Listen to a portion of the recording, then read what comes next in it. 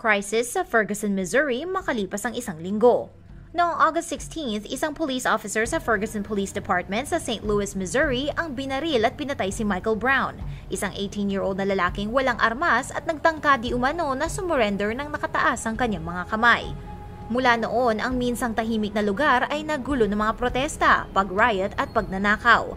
Ang pagpatay kay Michael Brown at naiwang kaguluhan ang nagkumpirma sa matagal nang nararamdaman ng marami na ang mga batang African-American na lalaki ay kadalasang nabibiktima ng police brutality sa Amerika at ang mga kamatayang resulta nito ay madalas na hindi nasasagot.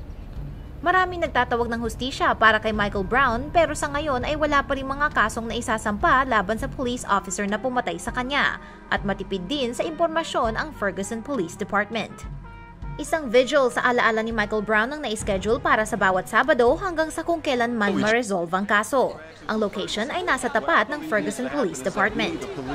To be in the communities like they were before and not patrolling but introducing themselves because the same people that they want to protect don't know them.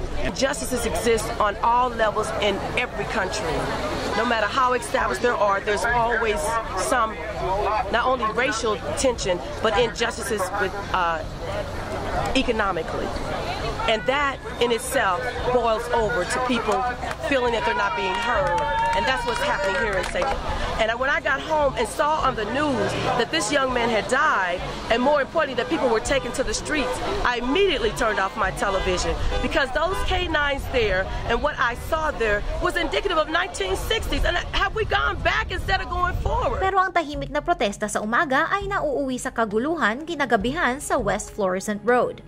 Andyan na ang pag-riot at pagnanakaw na noong una ay kagagawan daw ng mga protesters. Pero napatunayan na ang mga rioters ay mga taong gusto lang na mag-take advantage sa sitwasyon na ito.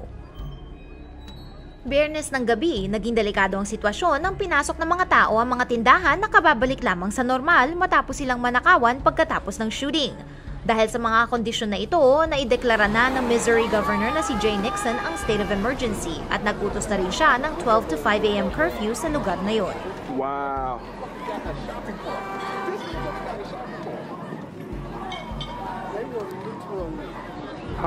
Ang mga hindi sang-ayon sa curfew ay nangakong hindi sila aalis mula sa Quick Trip gas station na naging gathering spot para sa mga protesters na ngayon ay nabomba na rin. And just last night, the courage and resolve of peaceful protesters who stood up against violent instigators.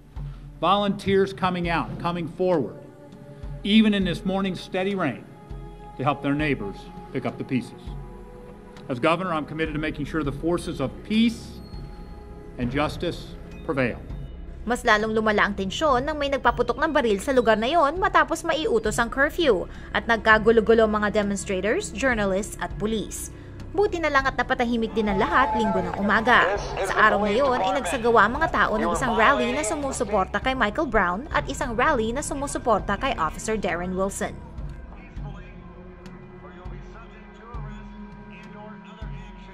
Kinagabihan, nakita natin ang isa sa pinaka-organized na pagtangkang panggulo sa mga pulis sa Ferguson kung saan ilang mga demonstrators ang nagbato ng Molotov cocktails at nag-march papunta sa mobile command post na nakaset up sa isang shopping center. Dahil dito, naitawag na ang National Guard para maibalik ang ayos at katahimikan sa Ferguson. Pero sa ngayon ay patuloy pa rin ang mga daytime protest. Dahil hindi maibabalik ang katahimikan sa Ferguson hanggat hindi nabibigyan ng hustisya ang pagkamatay ni Michael Brown.